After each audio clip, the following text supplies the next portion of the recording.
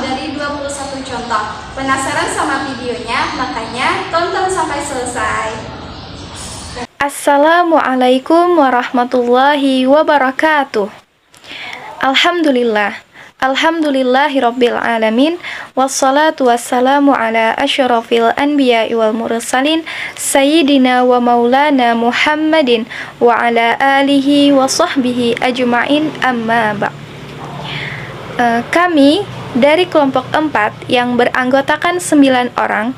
Yang pertama Hidayatunisa, yang kedua Herlina, yang ketiga Mujahadah, yang keempat Nida Munirah, yang kelima Norhatiyah, yang keenam Rima Melati, yang ketujuh Rina Yanti, yang kedelapan Syahida Norpah, dan yang kesembilan saya sendiri Sepia Lestari.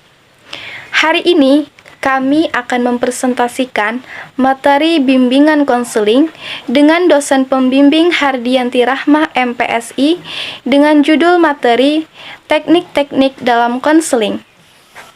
A. Pengertian teknik-teknik dalam bimbingan konseling. Teknik adalah cara, langkah, atau metode yang dilakukan untuk mencapai suatu tujuan. Bimbingan ialah mengarahkan, memandu, mengelola, dan menyetir. Bimbingan juga dapat diartikan sebagai bantuan atau pertolongan. Konseling adalah hubungan tatap muka yang bersifat rahasia, penuh dengan sikap penerimaan dan pemberian kesempatan dari konselor kepada klien.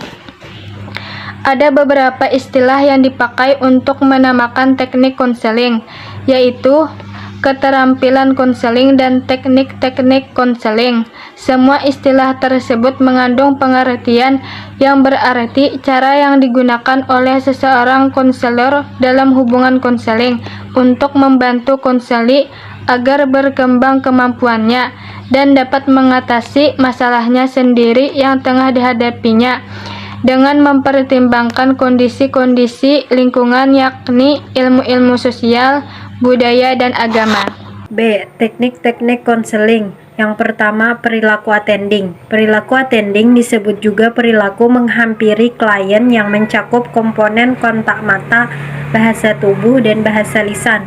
Perilaku attending yang baik dapat meningkatkan harga diri klien, menciptakan suasana yang aman, mempermudah ekspresi perasaan klien dan dengan bebas. Yang kedua, empati. Empati adalah kemampuan konselor untuk merasakan apa yang dirasakan klien, merasa dan berpikir bersama klien dan tentang klien. Empati ini dilakukan sejalan dengan perilaku attending. Tanpa perilaku attending, mustahil terbentuk empati. Terdapat dua macam empati, yaitu empati primar dan empati tingkat tinggi. Yang ketiga, refleksi. Refleksi adalah teknik untuk memantulkan kembali kepada klien tentang perasaan, pikiran, dan pengalaman sebagai hasil pengamatan terhadap perilaku verbal dan non-verbal. Terdapat 3 jenis refleksi, yaitu 1. Refleksi perasaan, yang kedua refleksi pikiran, dan yang ketiga refleksi pengalaman. Eksplorasi. Eksplorasi adalah teknik untuk menggali perasaan, pikiran, dan pengalaman klien. Hal ini penting dilakukan karena banyak klien yang menyimpan rahasia batin, menutup diri atau tidak mampu mengemukakan pendapatnya.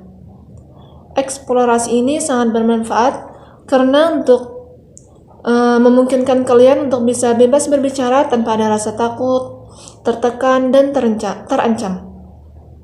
Ada 3 macam eksplorasi. Yang pertama, eksplorasi perasaan. Maksudnya yaitu keterampilan konselor untuk menggali perasaan kalian yang tersimpan. Contohnya, dapatkah Anda menjelaskan apa perasaan yang Anda rasakan? Kemudian, eksplorasi pikiran. Yaitu keterampilan konselor untuk menggali ide, pikiran, dan pendapat kalian. Misalnya, mungkin Anda dapat menjelaskan lebih jauh ide Anda tentang sesuatu hal tersebut. Kemudian, eksplorasi pengalaman, yaitu kemampuan konselor untuk menggali pengalaman-pengalaman klien yang telah dilaluinya.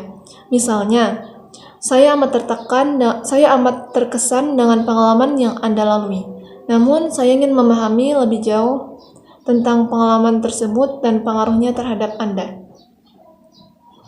Kemudian teknik konselor selanjutnya yaitu menangkap pesan. Menangkap pesan atau prophrasing adalah teknik untuk menyatakan kembali esensi atau inti ungkapan klien dengan teliti, mendengarkan pesan utama klien, dan mengungkapkan kalimat yang mudah dan sederhana. Selanjutnya, pertanyaan terbuka. Pertanyaan terbuka yaitu teknik untuk memancing siswa agar mau berbicara, mengungkapkan perasaannya, pengalaman, dan pemikirannya. Pertanyaan tertutup atau closed question. Dalam konseling, tidak selamanya harus menggunakan pertanyaan terbuka. Dalam hal-hal tertentu, dapat pula digunakan pertanyaan tertutup, yang harus dijawab dengan kata ya atau tidak, atau dengan kata-kata singkat. Teknik selanjutnya adalah dorongan minimal, atau minimal encouragement. Dorongan minimal adalah teknik untuk memberikan suatu dorongan langsung yang singkat terhadap apa yang telah dikemukakan klien. Misalnya dengan menggunakan ungkapan, oh, dan, ya, lalu, terus. Tujuan dorongan minimal ini adalah agar klien terus berbicara dan dapat mengarah agar pembicaraan mencapai tujuan. Teknik selanjutnya adalah interpretasi, yaitu teknik untuk mengulas pemikiran, perasaan, dan pengalaman klien dengan merujuk pada teori-teori, bukan pandangan subjektif konselor, dengan tujuan untuk memberikan rujukan pandangan agar klien mengerti dan berubah melalui pemahaman dari hasil rujukan baru tersebut. 10. Mengarahkan atau directing, yaitu teknik untuk mengajak dan mengarahkan klien melakukan sesuatu. Misalnya, menyuruh klien untuk bermain peran dengan konselor atau menghayalkan sesuatu. Yang ke-11, menyimpulkan sementara atau summarizing, yaitu teknik untuk menyimpulkan sementara pembicaraan sehingga arah pembicaraan akan semakin jelas. Yang ke-12, memimpin atau leading. Seorang konselor diharapkan memiliki keterampilan untuk memimpin percakapan agar tidak menyimpang dari permasalahan sehingga tujuan konseling yang utama dapat tercapai sesuai sasarannya. Ke-13, konfrontasi, yaitu teknik konseling yang menantang klien untuk melihat adanya diskrepansi atau inkonsistensi antara perkataan dan bahasa badan atau perbuatan. Ide awal dengan ide berikutnya, senyum dengan kepedihan, dan sebagainya. Yang ke-14 yaitu menjernihkan atau clarying. Konselor melakukan klarifikasi untuk memperjelas apa yang sebenarnya yang ingin disampaikan oleh klien. Yang ke-15, memudahkan atau facilitating, yaitu suatu keterampilan membuka komunikasi agar klien dengan mudah berbicara dengan konselor dan menyatakan perasaan, pikiran, dan pengalamannya secara bebas. 16. Diam. Dalam proses konseling, ada kalanya seseorang konselor perlu untuk bersikap diam. 17. Mengambil inisiatif. Konselor juga harus bisa mengambil inisiatif apabila klien kurang bersemangat untuk berbicara, sering diam dan kurang partisipatif. 18. Memberikan nasihat. Pemberian nasihat sebaiknya dilakukan jika klien memintanya. Walaupun demikian, konselor juga tetap harus mempertimbangkannya, apakah pantas untuk memberi nasihat atau tidak. 19. Memberi informasi. Dalam hal informasi yang diminta klien, sama halnya dengan pemberian nasihat.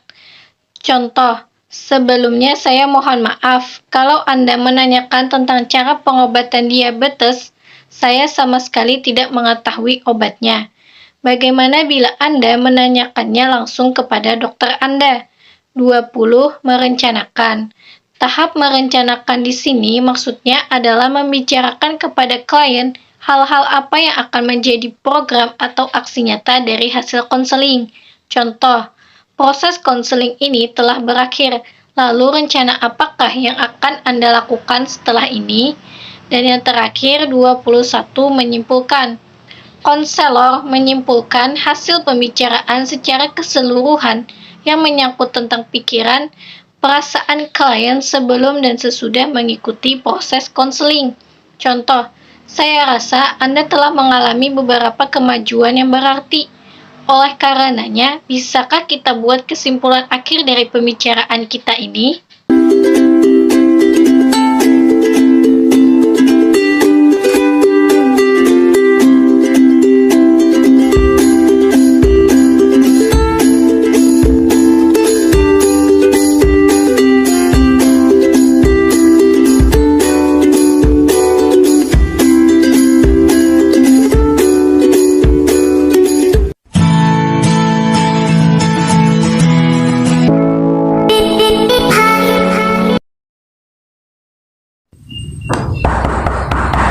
Assalamualaikum, permisi Bu. Waalaikumsalam, silahkan masuk. Gini Bu, Sebelumnya, mari ikut saya ke taman, biar ngobrolnya lebih enak dan tidak berdiri seperti ini. iya Bu.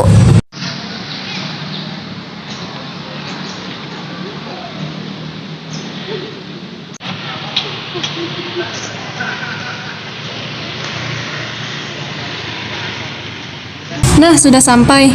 Mari silahkan duduk. Iya Bu, terima kasih. Jadi gini Bu, sebenarnya saya mencari Ibu Herlina. Apakah Ibu tahu yang mana Ibu Herlina? Iya, saya sendiri Ibu Herlina. Wah, alhamdulillah akhirnya saya bisa ketemu sama Ibu. Iya.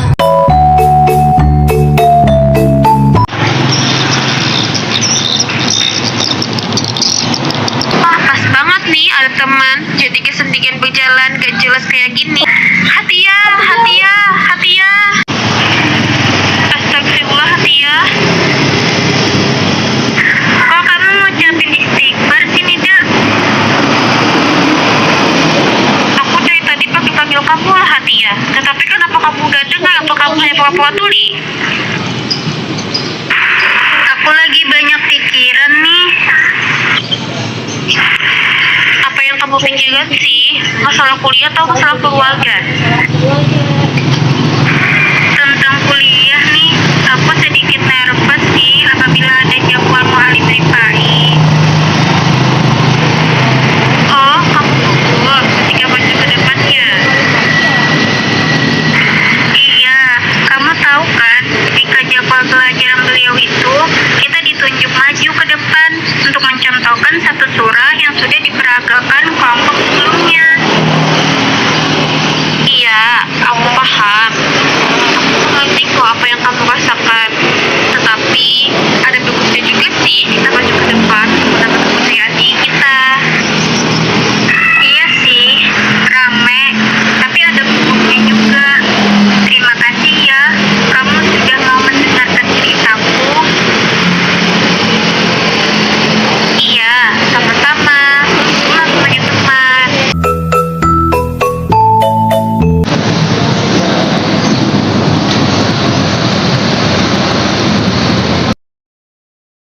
Terima mujahadah. Ada apa, Sepia? Iya, ada apa? Kalian tahu nggak berita terbaru? Berita apa? Iya nih, berita apa? Pengumpulan tugas banyak dilakukan serentak, tapi kelompok aku ada yang belum selesai mengerjakannya. Itu bukan berita terbaru. Tapi itu memang makanan sehari-hari kita sebagai mahasiswi.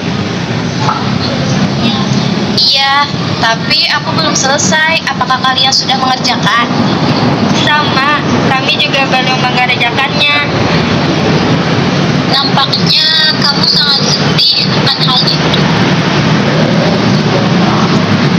Ya iyalah sedih, ini menyangkut nilai.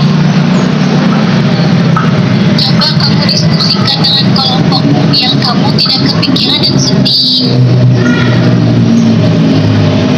Ya, terima kasih ya. Maaf ya tadi membuat kalian kaget.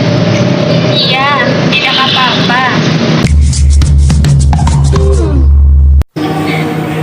Assalamualaikum Bu. Waalaikumsalam warahmatullahi wabarakatuh. Ada apa, Syahidah? Begini Bu, saya ingin bercerita kepada Ibu mengenai perasaan saya selama 1 tahun ini di kelas 1 SMA Bu. Tapi saya mohon Ibu rahasiakan ini dari siapapun, terutama dari teman-teman saya. Iya, Ibu akan merahasiakannya. Kalau begitu, Ibu ingin mendengar perasaan apa yang kamu rasakan selama 1 tahun ini. Di sini, kamu bisa bercerita tentang semua yang kamu rasakan, karena semuanya akan dijaga kerahasiaannya.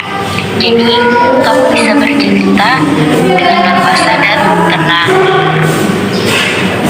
Begini Bu, saya merasa selalu takut masuk ke dalam kelas karena saya selalu dibully oleh teman-teman saya. Lalu, apa yang kamu lakukan ketika dibully? Saya hanya diam terhadap semua yang mereka lakukan, Bu. Oh, begitu. Kamu yang sabar ya, dan terus semangat untuk belajar. Nanti Ibu akan lebih menekankan lagi untuk semua siswa agar tidak melakukan bullying terhadap sesama teman. Dan Ibu juga akan membuat peraturan khusus mengenai bullying di sekolah ini. Jadi, mulai sekarang kamu bisa tenang dan tidak perlu takut lagi untuk masuk ke dalam kelas. Terima kasih banyak atas waktunya, Bu. Iya, sama-sama, Syahidah.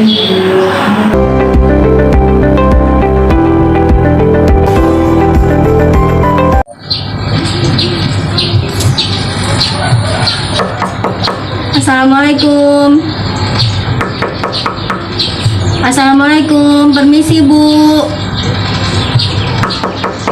Assalamualaikum. Waalaikumsalam. Ada urusan apa kamu ke sini? Saya nggak terima tamu. Pulang saja kamu. Tunggu Bu.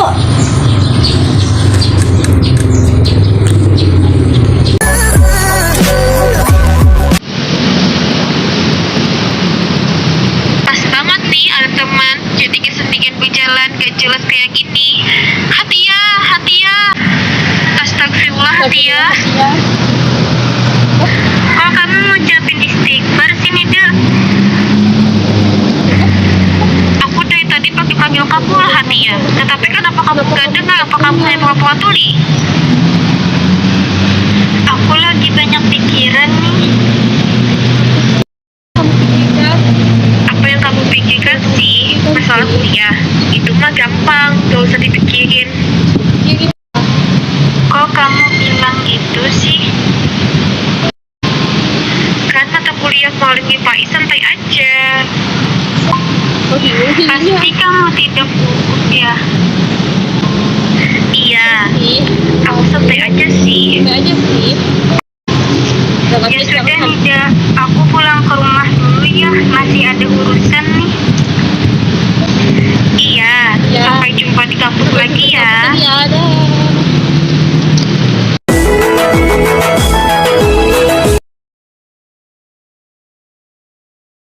Rima, Mujahadah. Iya, ada apa? Kenapa? Coba duduk dulu deh.